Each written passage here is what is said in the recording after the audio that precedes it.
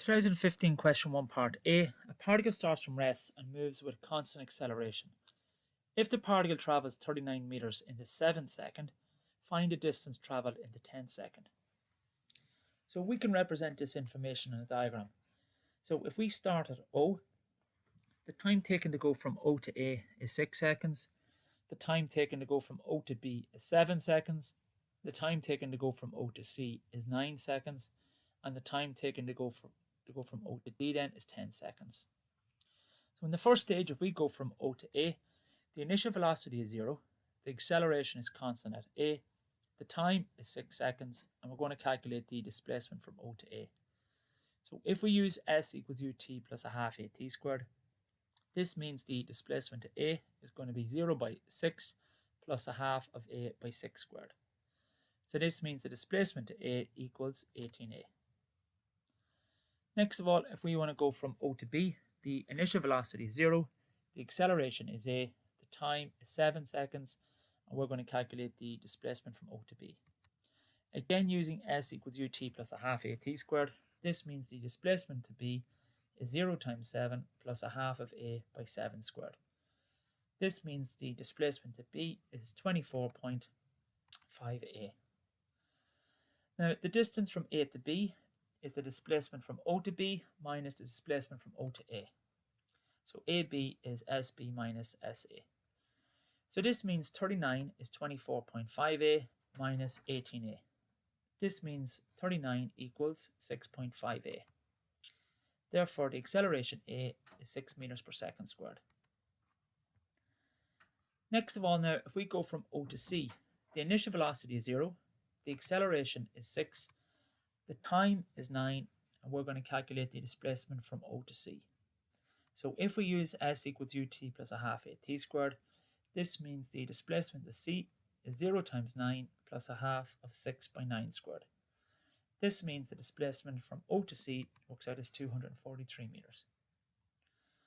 And then finally, if we travel from O to D, the initial velocity is 0, the acceleration is 6, the time is 10, and we're going to calculate the distance from O to D.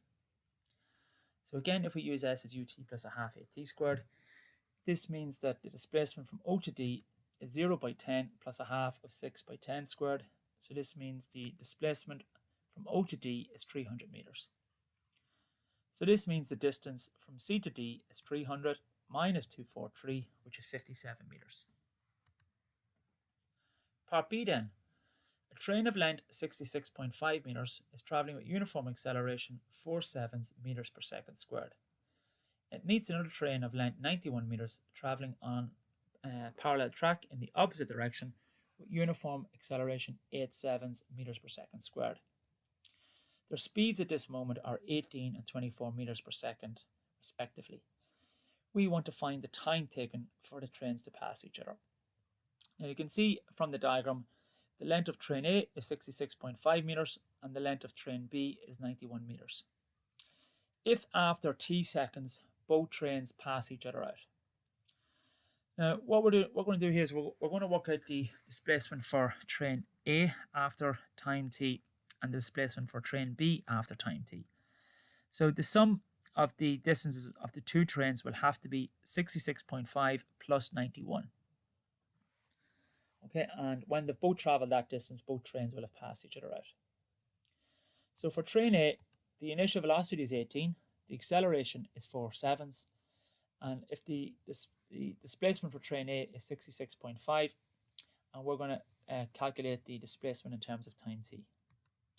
So if we use S equals ut plus a half at squared, this means 66.5 is going to equal 18t plus a half of 4/7 times t squared.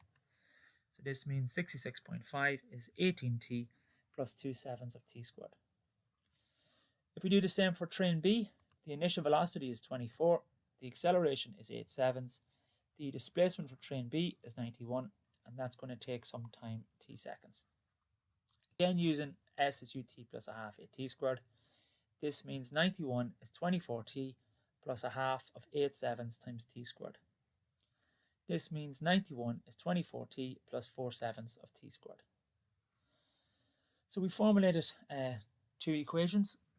Now, the total displacement in order for these two trains to pass each other will be 66 plus 0.5 plus the 91. So if we add equation number 1 and equation number 2 together, the left-hand sides are 66.5 plus 91, and this equals 18t plus 2 sevenths of t squared plus 24t plus 4 sevenths of t squared. The left-hand sides then give 157.5, and this equals 6 sevenths of t squared plus 42t. To get rid of fractions and decimals everywhere, we're going to multiply everything by 14. And this gives 12t squared plus 588t minus 2205 equals 0. And then we can divide everything by 3, and this gives 4t squared plus 196t minus 735 equals 0. Now we can actually factorize this quadratic, and the factors are 2t minus 7 times 2t plus 105 equals 0. Now the 2t plus 105, if you solve that equal to 0, that'll give a negative value for t. So the only physical value for t is when we solve 2t minus 7 equals 0. And that means t equals 3.5 seconds. So after 3.5 seconds, the two trains will pass each other out. Part 2 then, we want to find the distance between the trains 1 second later.